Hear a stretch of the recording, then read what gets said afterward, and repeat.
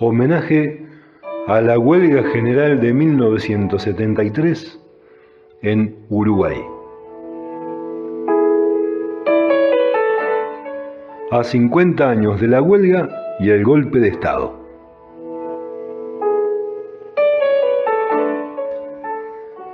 El Plenario Popular Obrero Estudiantil de Paysandú.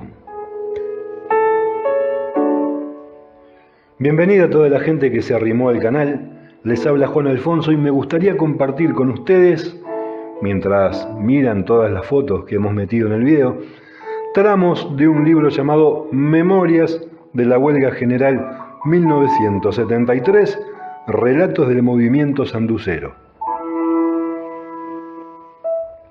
Lamentablemente, por tema de tiempo, no pude buscar información de lo acontecido en otros departamentos del Uruguay, pero estaría bueno difundir todas las historias escondidas que todavía quedan por parte de la gente que vivió ese momento.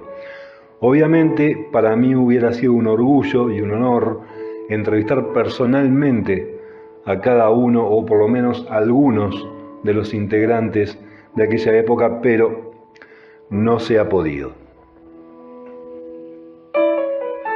El conservar la memoria de lo pasado y tomar conciencia de dónde y cómo estamos parados en este momento me parece importantísimo para poder entre todos definir un futuro.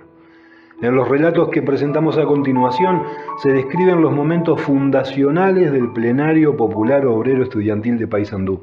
Esto viene a ser como una antesala, como una previa del golpe de Estado y la huelga general. Esto se ubica en la segunda mitad de los años 50 del siglo XX y fue un proceso de conformación más que un momento específico. Paso a leerles los tramos del libro y dice, por ejemplo, Hermes Pastorini, obrero textil. En ese tiempo estaba el plenario estudiantil. Ahí se resolvió hacer una marcha. En ese tiempo estaba la aceitera, estaba Rossi como representante, estaba Rubén Obispo por los bancarios, no había mucho gremio, estaba el molino de granos, que era Cardoso, el presidente. Este compañero representaba al molino y al cuero. Y después estaba en el dulce el compañero Yaín, por Famosa, que cerraba también. Seríamos 12 gremios afiliados al plenario y el puerto era el más fuerte de todos. Ni los bancarios tenían la fuerza. Si se paraba el puerto, se paraba todo. Los camioneros estaban con el plenario también. Un tema que estuvo presente desde los años 50 a la fecha del golpe de Estado fueron los distintos sindicatos amarillos de la ciudad de Paysandú. Estos estaban por fuera de los espacios de coordinación sindical y eran pro-patronales y, en algunos casos, llegaron a pregonar el anticomunismo. Ellos quieren evitar los triunfos obreros, sus logros y conquistas. De eso estuvieron impregnados toda la vida, de esa lucha que fue desigual, porque la clase obrera nunca tuvo aparatos represivos, nunca tuvo aparatos antipatronales, y la patronal siempre tuvo aparatos represivos, rompehuelgas, lúmpenes, desclasados al servicio. Nosotros nunca los tuvimos, dice Omar Moreno, trabajador de la construcción. Y vuelve a decir el compañero Pastorini de la textil. En Paysandú, en la década del 50 y hasta la década del 60 largo, existía FASAP. Ahí en FASAP, uno de los gremios principales que estaba era Azucarlito. Otro de los gremios principales era el gremio de los trabajadores remolacheros, que tenían vinculación con Azucarlito. Había otro gremio que era el de la construcción. Y empieza toda una vinculación de mandar dirigentes gremiales nuestros a prepararse a Montevideo e incluso a viajar a los Estados Unidos. Agrega Omar Moreno, trabajador de la construcción. Simultáneamente surgen delegados pagos por el imperialismo norteamericano al servicio de las patronales. Claro está que duraron muy poco, porque si bien el peludo nunca había leído, sabían bien a quién tenían que elegir para que los dirigieran. Agrego, para los que no son uruguayos, que peludos se les dice a los trabajadores de la caña de azúcar. Y sigue diciendo Omar Moreno: entonces este sindicato norteamericano duró muy poco, desapareció. Eso es conveniente tenerlo en cuenta. Nunca habían visto una planta de remolacha, pero eran elegidos para quitar el sindicato de los trabajadores remolacheros. Que no hicieran sindicato, impedir a cualquier precio, pero no pudieron. Entonces desapareció. En el Congreso del Pueblo de 1965, y en pleno proceso de unificación sindical, se fija el programa de lucha para los próximos años. Al mismo tiempo que los trabajadores se unificaban en una única herramienta a nivel nacional, en Paysandú la lucha contra los sindicatos amarillos continuaba.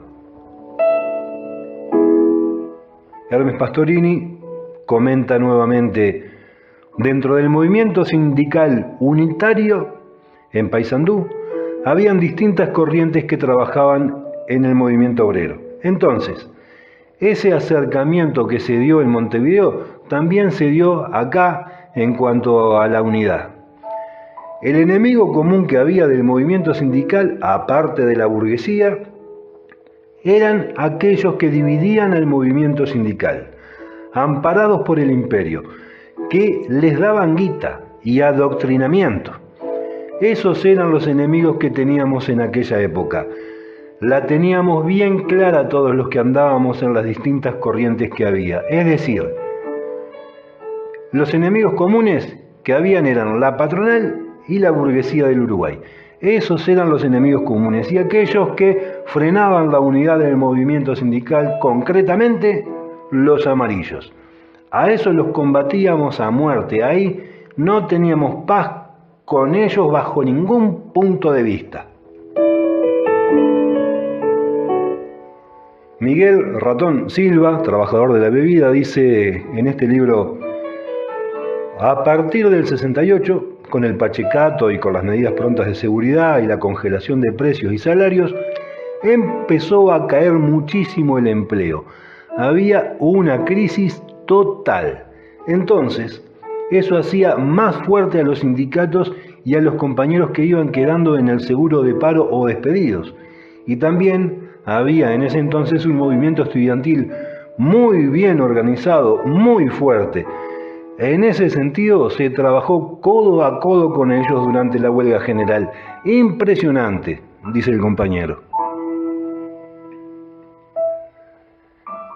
Está interesante saber qué pensaban, qué hablaban los compañeros y compañeras en esos años allá en Paysandú.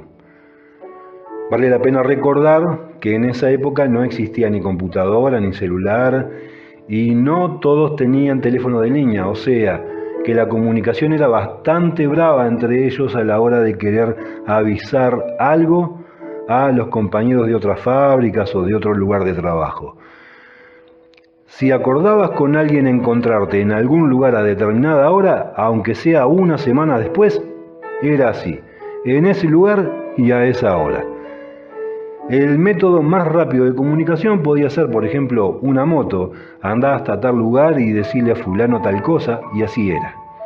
En definitiva, mi intención no es más que brindar de una manera diferente un aporte a la memoria, también desde un lugar diferente al que estamos acostumbrados a escuchar, ya que a veces parece que la huelga general y la dictadura fueron solo en Montevideo.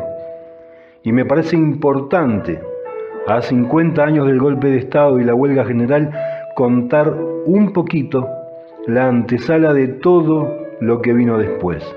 Sobre todo en el interior, que por lo menos lo representamos en una pequeñísima parte en este pequeño audio. Y esto es un resumen muy escueto de este libro llamado Memorias de la Huelga General de 1973, Relatos del Movimiento Sindical Sanducero, en el que participaron el plenario departamental del PCNT, Centro Universitario de Paysandú, CENUR Litoral Norte Udelar. En el video habrán visto la tapa del libro, que lo pueden conseguir, supongo yo, que en internet. Yo lo conseguí en internet y supongo que alguna librería capaz que lo tiene.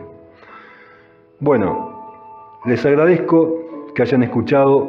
Gracias sobre todo por estar ahí, y muchas gracias, muchas, miles de gracias a todos aquellos y aquellas que lucharon por nuestra libertad.